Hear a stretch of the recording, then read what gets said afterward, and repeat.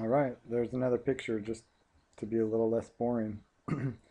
This one is off Highway 41. If you haven't seen it, you're missing out. You turn or you look west, um, whether you're heading southbound or northbound, you look west and you'll see this big bumblebee.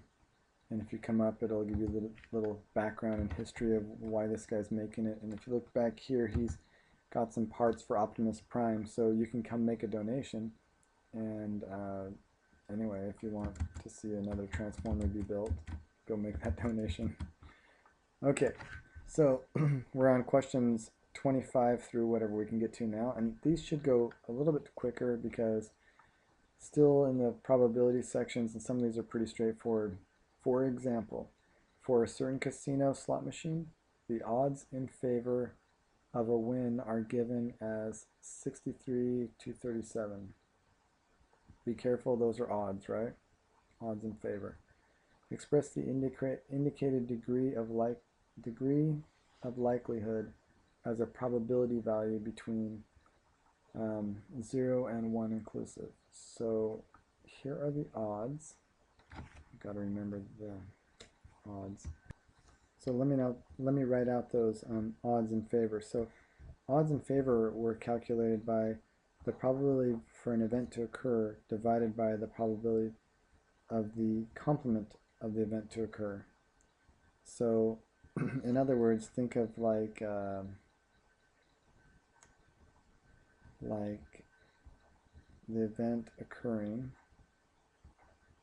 which there are S number of ways for our event to occur out of the n total possible ways, the total possible outcomes, and then the complement of those events divided by the same total possible number of outcomes. So if you wanted to reverse engineer this, we know that the top here is worth 63 and the bottom 37. Since n has been canceled out, you're basically identifying the total number of ways for our event to occur and also identifying the total number of ways for our event not to occur. So if we wanted to find out our probability,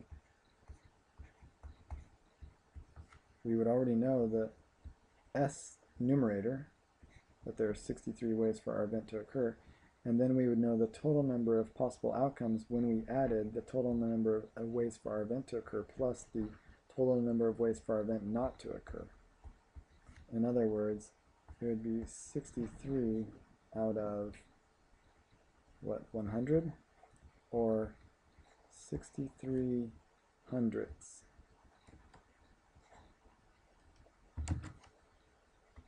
They want us to round to 2 decimals, so we'll just go ahead and do that. Now, if you've already thought that process through and it's become like second nature, then you don't have to go through this whole process. I'm just trying to remind you from going back to the definition.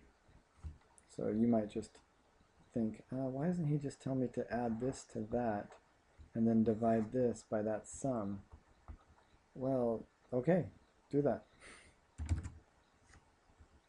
All right, number 26, a test for marijuana usage was tried on 245 subjects who did not use marijuana. The test result was wrong 72 times. Based on the available results, part A, find the probability of wrong test results for a person who does not use marijuana. Part B, is it unlikely for the test to be wrong for those not using marijuana? Consider an event to be unlikely if its probability is less than or equal to 5%, our pretty typical benchmark. Okay, let me set this up in a table form, and I will preface this with the fact that your questions, again, are not going to be the exact same as what I got on the practice midterm, because this question may have been pooled with 3 other questions of its category, or 4 or 5. And so sometimes this might be very easy for you, sometimes it might be a little bit more difficult, but it's a trade-off, and all of them are going to work out like that. So let me go ahead and set this table up. And I don't care how you draw your table out. We just need to make space for, let's see here. So test for marijuana usage. So they either used marijuana or they didn't.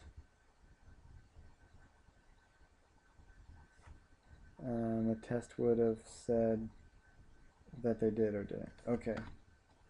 So how are we going to write this out?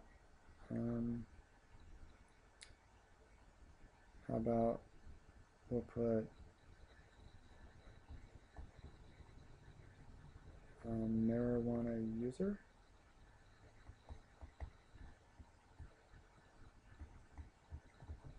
So this column right here is going to represent marijuana users.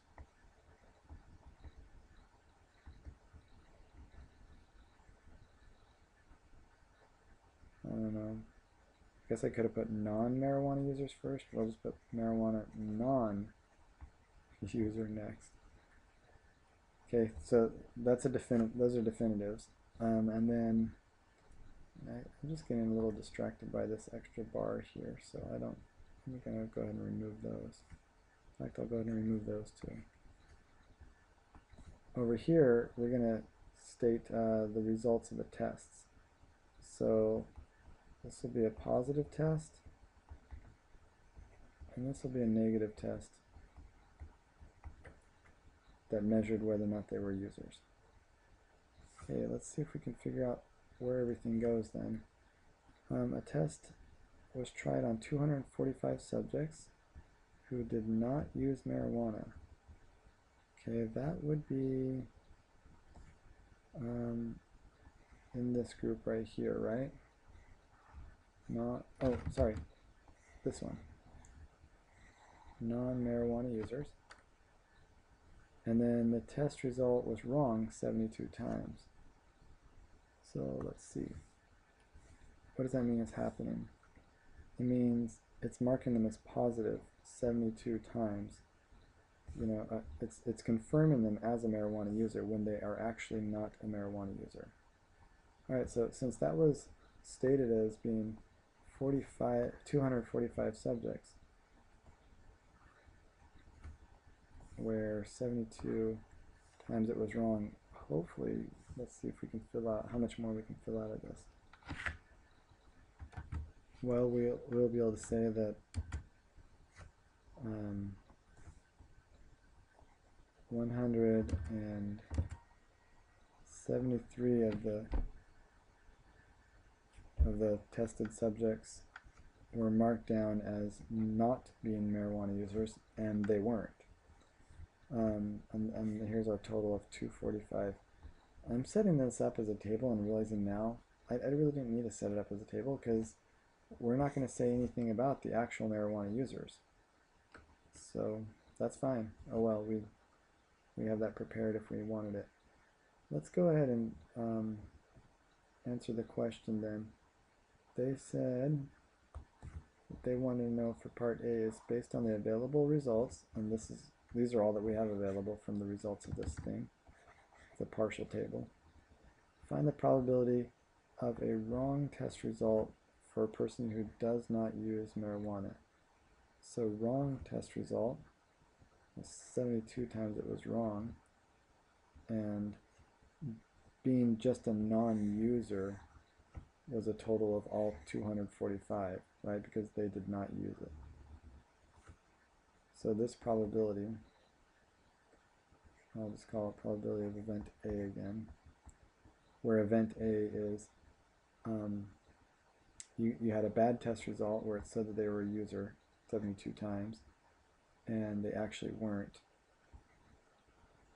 And this is out of 245 test subjects. Okay, I wonder if they want that as a fraction or a decimal. Type an integer or a decimal rounded to 3 decimals. Okay, so let's do that. 72 divided by 245 is 29.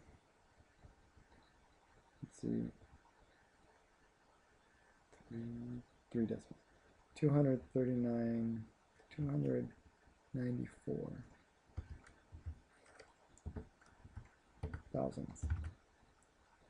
Okay, 294 thousandths. Is it unlikely for the test to be wrong? for those not using marijuana. Choose the correct answer. Okay, is it unlikely for the test to be wrong? I may be tired, could be reading this wrong, but I just wrote down that 29.4%, about, well, just under 30% of the time, we have a wrong test result. So it seems, and that's well above 5%, it seems like it's very likely for it to be wrong. So when it asks, is it unlikely for it to be wrong, for the test to be wrong, for those not using marijuana, I would say, no, it's not unlikely, it's actually likely. Yeah. Now I know it's past 1 o'clock. Okay, if a couple, let's see if I have time for this one, sorry. Okay, I'm going to try and see if I can make time. If a couple were planning on having 3 children, the sample space summarizing the gender outcomes would be, oh good, they've already worked that out. First child could be boy, or it could be girl, right? Then the second child could be boy, or it could be boy, or if the first child had been girl, then it could be girl, then boy. And similarly, then the other child could be boy, but if the first 2 would have been girl, then the last one boy. Okay, so it's got them all worked out, right? Construct a similar sample space for the possible health outcomes using H for healthy and S for sick of 2 children. Okay, sample space. And all it does is wants to separate them by a comma. Okay, so your first child could be healthy, and then your next child could be healthy. Then again, your first child could be healthy, and your next child could be sick. Or your first child could be healthy, and your next child could be sick, or both children could be sick. So this sample space is smaller, and it makes sense that it's 4 because what it is it's going to be the number of outcomes you have for each slot, and if we're having 2 children, we only have 2 slots, so that's 2, and there's 2 outcomes, healthy or sick. So that's 2 to the second power. Up here, we ended up having 1, 2, 3, 4, 5, 6, 7, 8. 8 possible outcomes for 3 children, because in that case, each slot could be either boy or girl. Still 2 things for each slot, but there are 3 slots. So it'd be 2 to the third power. So I feel like I got everything, and I've laid it all out. Now, this is different than this one.